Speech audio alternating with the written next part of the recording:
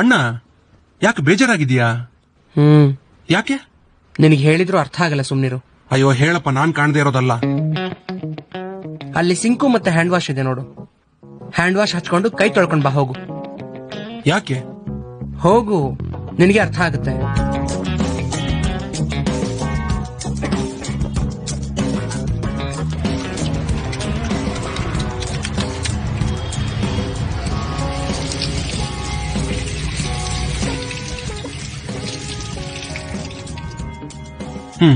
ಯಾಕೆ ಹೇಳಿಗ?